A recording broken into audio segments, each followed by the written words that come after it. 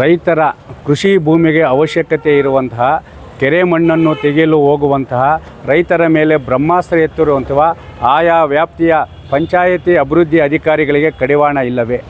ಕೆರೆ ಮಣ್ಣನ್ನು ಭೂಗಳ್ಳರು ಮತ್ತು ಹೊರ ರಾಜ್ಯಕ್ಕೆ ಮತ್ತು ಇಟ್ಟಿಗೆ ಫ್ಯಾಕ್ಟ್ರಿ ನೆಕ್ಕದಲ್ಲಿ ಮಾರಾಟ ಮಾಡ್ತಾ ಇದ್ರೂ ಅವರ ಮೇಲೆ ಯಾವುದೇ ಕಾನೂನು ಕ್ರಮ ಇಲ್ಲ. ಅವರು ರಾಜಧಾನ ಕಟ್ಟದ ಹೋಗಲಿ ರಾತ್ರೋರಾತ್ರಿ ಟಿಪ್ಪರ್ಗಳು JCBಗಳು ಇಟ್ಕೊಂಡು ಟನ್ಗಟ್ಟಲೆ ಕೆರೆ ಮಣ್ಣನ್ನು ಲೂಟಿ ಮಾಡ್ಬೋದು. ಆದರೆ ರೈತರು ತಮ್ಮ ಕೃಷಿ ಭೂಮಿ ಹಾಳಾಗಿದೆ, ಅದನ್ನು ಫಲವತ್ತತೆ ಹೆಚ್ಚಿಸಬೇಕಂತೇಳಿ ಇವತ್ತು ಸಂಬಂಧಪಟ್ಟ ಪಂಚಾಯತಿ ಅಭಿವೃದ್ಧಿ ಅಧಿಕಾರಿ ಇರ್ಬೋದು, ಇಲ್ಲಾಂದರೆ ಸಣ್ಣ ನೀರಾವರಿ ಇಲಾಖೆ ಇರ್ಬೋದು, ಜಿಲ್ಲಾ ಪಂಚಾಯತಿ ಇರ್ಬೋದು, ಎಲ್ಲ ಇಲಾಖೆ ಅಧಿಕಾರಿಗಳಿಂದ ಏನು ಇವತ್ತು ಪರವಾನಗಿ ಪಡೆದು ಪ್ರತಿ ಲೋಡ್ಗೆ 10 ರಿಂದ 15 ರೂಪಾಯಿ ಕೊಟ್ಟು ಹೊಡ್ಕೊತಾ ಇದ್ರೂ ಇಲ್ಲ ನೀವು ಕಟ್ತಾರೋ ಸಾಕಾಗ್ತಾಯಿಲ್ಲ ರಾಜಧಾನ, ಒಂದು ಲೋಡ್ಗೆ 100 ರೂಪಾಯಿ ಕಟ್ಟಬೇಕು. ಅಲ್ಲ ಸ್ವಾಮಿ, ಕೆರೆ ಯಾರಪ್ಪನ ಸತ್ತು? ಯಾರ್ದು ಸತ್ತು? ಅದು ಜನಸಾಮಾನ್ಯರ ಸತ್ತು, ರೈತರ ಸತ್ತು. ಅದು ಆ ಒಂದು ಕೆರೆಯನ್ನು ಉಳಿಸೋದು ನಾವೇ, ಆದರೆ ಆ ಕೆರೆ ಮಣ್ಣನ್ನು ಲೂಟಿ ಮಾಡ್ತಾರ ದಂಧೆಕೋರರ ವಿರುದ್ಧ ಸಮರ ಸಾರೋದು ನಾವೇ. ಆದರೆ ರೈತರ ಕೃಷಿ ಜಮೀನಿಗೆ ಅವಶ್ಯಕತೆ ಬೇಕಾಗಿರುವ ಕೆರೆ ಮಣ್ಣನ್ನು ಸಮರ್ಪಕವಾಗಿ ಉಪಯೋಗಿಸಲು ಯಾವುದೇ ನಿರ್ಬಂಧ ಇಲ್ಲದೆ ಕಾನೂನನ್ನು ರಚನೆ ಮಾಡುವ ಜೊತೆಗೆ ಈ ಭೂಗಳ್ಳರು ಮತ್ತು ಹೊರ ರಾಜ್ಯಕ್ಕೆ ಮಾರಾಟ ಮಾಡುವ ದಂಧೆಕೋರರ ವಿರುದ್ಧ ಕ್ರಿಮಿನಲ್ ಮೊಕದ್ದಮೆ ದಾಖಲು ಮಾಡಿ ಕೆರೆಗಳನ್ನು ಸಂರಕ್ಷಣೆ ಮಾಡುವ ಜೊತೆಗೆ ರೈತರಿಗೆ ಅವಶ್ಯಕತೆ ಇರುವ ಕೆರೆ ಮಣ್ಣನ್ನು ಯಾವುದೇ ನಿರ್ಬಂಧ ಇಲ್ಲದೆ ಯಾವುದೇ ರಾಜನಾರ ಕಟ್ಟಿಕೊಳ್ಳದೆ ಮುಕ್ತವಾಗಿ ಕೆರೆ ಮಣ್ಣು ಹೊಡೆದುಕೊಳ್ಳಲು ಅವಕಾಶ ನೀಡಬೇಕಂತೇಳಿ ಕಾರ್ಯನಿರ್ವಹಣಾಧಿಕಾರಿಗಳನ್ನು, ಪಂಚಾಯತಿ ಅಧಿಕಾರಿಗಳನ್ನು, ಸಣ್ಣ ನೀರಾವರಿ ಮತ್ತು ಎಲ್ಲ ಇಲಾಖೆ ಅಧಿಕಾರಿಗಳನ್ನು ನಾವು ಮನವಿಯನ್ನು ಮಾಡ್ತಾಯಿದ್ದೀವಿ. ಪದೇ ರೈತರ ಕೃಷಿ ಜಮೀನಿಗೆ ಬೇಕಾಗಿರುವ ಮಣ್ಣನ್ನು ಹೊಡೆದುಕೊಳ್ಳುವ ಸಮಯದಲ್ಲಿ ರೈತರಿಗೆ ಏನಾದರೂ ತೊಂದರೆ ಕೊಟ್ಟರೆ ರೈತರ ಎರಡನೇ ಮುಖವನ್ನು ತಾಲೂಕು ಆಡಳಿತ ನೋಡಬೇಕಾಗುತ್ತದೆ ಅಂತೇಳಿ ಎಚ್ಚರಿಕೆಯೊಂದಿಗೆ ಮಾನ್ಯ ಕಾರ್ಯನಿರ್ವಹಣಾಧಿಕಾರಿಗಳಿಗೆ ನಾವು ರೈತ ಸಂಘದಿಂದ ರೈತ ಪರವಾಗಿ ಕೆರೆ ಮಣ್ಣನ್ನು ತೆಗೆಯಲು ನಿರ್ಬಂಧ ಏರಬಾರ್ದು ಅಂತೇಳಿ ಮುಕ್ತವಾದ ಅವಕಾಶ ಕೊಡಬೇಕಂತೇಳಿ ಮನವಿ ನೀಡಿ ನಾವು ಒತ್ತಾಯ ಮಾಡ್ತಾಯಿದ್ವಿ. ನಾವು ಮನವಿಗೂ ಸ್ಪಂದಿಸದಂತೆ ಇದಕ್ಕೆ ಉದಾಹರಣೆ ಏನು ಅಂಬಳಕಲ್ ಪಂಚಾಯತಿಯಲ್ಲಿ ಪಾಪ ರಾಜಧಾನ ಕಡ್ದವ್ರಿಗೂ ಒಂದು ನ್ಯಾಯ, ರಾಜಧಾನ ಕಟ್ಟದೇ ಇರೋ ಮಣ್ಣು ಲೂಟಿ ಮಾಡೋರಿಗೂ ಒಂದು ನ್ಯಾಯ ಆಗಿಬಿಟ್ಟಿದೆ. ಅದು ಸಹ ಹೋರಾಟ ಮಾಡಿ ಸಾರ್ವಜನಿಕವಾಗಿ ಎಲ್ಲ ಅಧಿಕಾರಿಗಳಿಗೂ ತಿಳಿಸಿದ್ದಾರೆ. ಆದರೂ ಸಹ ನಾವು ಹೇಳ್ತಾ ಇದ್ವಿ, ನಮ್ಮ ಕೆರೆ ನಮ್ಮ ಹಕ್ಕು.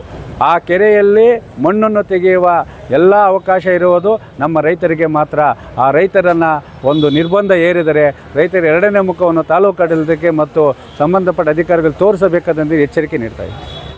ಹೆಚ್ಚಿನ ರಾಸಾಯನಿಕ ಮತ್ತು ರಸಗೊಬ್ಬರಗಳನ್ನು ಉಪಯೋಗಿಸುವ ಜೊತೆಗೆ ಕೂಲಿ ಕಾರ್ಮಿಕರ ಅಭಾವದಿಂದ ಕಳೆಯನ್ನು ಕೀಳಲು ಈ ಒಂದು ಏನು ಕಳೆ ಔಷಧಿಯನ್ನು ಉಪಯೋಗಿಸುವ ಮುಖಾಂತರ ಭೂಮಿಯ ಫಲವತ್ತತೆಯನ್ನು ಸಂಪೂರ್ಣವಾಗಿ ನಾಶ ಮಾಡಿಕೊಂಡಿರುವ ರೈತರಿಗೆ ಕೆಟ್ಟ ಮೇಲೆ ಬುದ್ಧಿ ಬಂದಂತೆ ಈಗ ಮತ್ತೆ ನಮ್ಮ ಭೂಮಿಯ ಫಲವತ್ತತೆಯನ್ನು ಹೆಚ್ಚಿಸಿಕೊಳ್ಳಬೇಕಂತೇಳಿ ಕೆರೆ ಮಣ್ಣಿಗೆ ಹೊಡೆದುಕೊಳ್ಳಲು ಹೋದರೆ ಅಲ್ಲಿನ ಪಂಚಾಯತಿ ಅಭಿವೃದ್ಧಿ ಅಧಿಕಾರಿ ಇರ್ಬೋದು ಮತ್ತು ಸಂಬಂಧಪಟ್ಟ ಇಲಾಖೆ ಇರ್ಬೋದು ರೈತರಿಗೆ ಅವಕಾಶ ಕೊಡ್ತಾ ಇಲ್ಲ.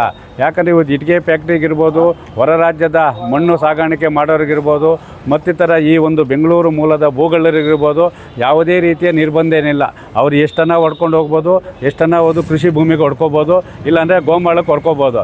ಆದರೆ ರೈತರು ನಿಯತ್ತಾಗಿ ಪಾಣಿ ಕೊಟ್ಟು ನಾವು ಕೃಷಿ ಭೂಮಿಯನ್ನು ಫಲವತ್ತತೆ ಹೆಚ್ಚಿಕೊಳ್ಳಲು ಕೆರೆ ಮಣ್ಣು ಬೇಕಂತ ಹೇಳಿದರೆ ಅಲ್ಲಿನ ಪಂಚಾಯತಿ ಅಭಿವೃದ್ಧಿ ಅಧಿಕಾರಿಗಳಿರ್ಬೋದು ರೈತರಿಗೆ ನಿರಂತರವಾಗಿ ಕಿರುಕುಳ ನೀಡುವ ಜೊತೆಗೆ ಪೊಲೀಸರಿಗೆ ಏನು ದೂರು ಕೊಟ್ಟು ಆ ಒಂದು JCBಗಳನ್ನು ಮತ್ತು ಟ್ರ್ಯಾಕ್ಟರಿಗಳನ್ನು ಸೀಸ್ ಮಾಡುವ ಮುಖಾಂತರ ರೈತ ವಿರೋಧಿ ಧೋರಣೆಯನ್ನು ಅನುಸರಿಸುತ್ತಾರೆ. ಈ ಕೂಡಲೇ ಸಂಬಂಧಪಟ್ಟ ರೈತರಿಗೆ ಅವಶ್ಯಕತೆ ಇರುವ ಕೃಷಿ ಭೂಮಿ ಸಮದಟ್ಟು ಮಾಡಿಕೊಳ್ಳಿರುವ ಕೆರೆ ಮಣ್ಣು ತೆಗೆಯಲು ಮುಕ್ತವಾದ ಅವಕಾಶವನ್ನು ಕೊಡಬೇಕಂತೇಳಿ ಮಾನ್ಯ ತಾಲೂಕು ದಂಡಾಧಿಕಾರಿಗಳಿಗೆ ನಾವು ಮನವಿ ನೀಡುವ ಮುಖಾಂತರ ಏನು ಆಗ್ರಹ ಮಾಡಿದ್ದೀವಿ. ಅದಕ್ಕೆ ಸ್ಪಂದಿಸಿದ ತಾಲೂಕು ದಂಡಾಧಿಕಾರಿಗಳು ಸಂಬಂಧಪಟ್ಟ EO ಮತ್ತು ಸಣ್ಣ ನೀರಾವರಿ ಇಲಾಖೆ ಅಧಿಕಾರಿಗಳ ಗಮನಕ್ಕೆ ತನ್ನಿ ನಮ್ಮ ವ್ಯಾಪ್ತಿಗೆ ಬರುವ ಅಧಿಕಾರಿಗಳನ್ನು ಸಭೆ ಕರೆದು ರೈತರಿಗೆ ಕೆರೆ ಮಣ್ಣು ತೆಗೆಯಲು ಮುಕ್ತ ಅವಕಾಶ ನೀಡುವಂತೆ ಸಂಬಂಧಪಟ್ಟ ಅಧಿಕಾರಿಗಳಿಗೆ ಸೂಚನೆ ಮಾಡುವ ಒಂದು ಭರವಸೆಯನ್ನು ನೀಡಿದ್ದಾರೆ. ಈ ಭರವಸೆಯನ್ನು ನಮಗೆ ಈಡೇರದೇ ಇದ್ದರೆ ಈ ಇಟ್ಟಿಗೆ ಫ್ಯಾಕ್ಟ್ರಿಗಳು ಮತ್ತು ಭೂಗಳ್ಳರು ಮತ್ತು ಹೊರ ರಾಜ್ಯಗಳಿಗೆ ಅಕ್ರಮವಾಗಿ ಕೆರೆ ಮಣ್ಣನ್ನು ಸರಬರಾಜು ಮಾಡುವವರ ವಿರುದ್ಧ ನಾವೇ ನಿರಂತರವಾಗಿ ದಾಳಿ ಮಾಡುವ ಮುಖಾಂತರ JCBಗಳು ಮತ್ತು ಟಿಪ್ಪರ್ಗಳನ್ನು ಕಾನೂನು ವ್ಯಾಪ್ತಿಗೆ ಒಳಪಡಿಸುವ ಹೋರಾಟ ಮಾಡುವ ಎಚ್ಚರಿಕೆಯನ್ನು ತಾಲೂಕು ಆಡಳಿತ ಮತ್ತು ಸಂಬಂಧಪಟ್ಟ ಇಲಾಖೆ ಅಧಿಕಾರಿಗಳು ನೀಡ್ತಾ ಇದ್ದಾರೆ.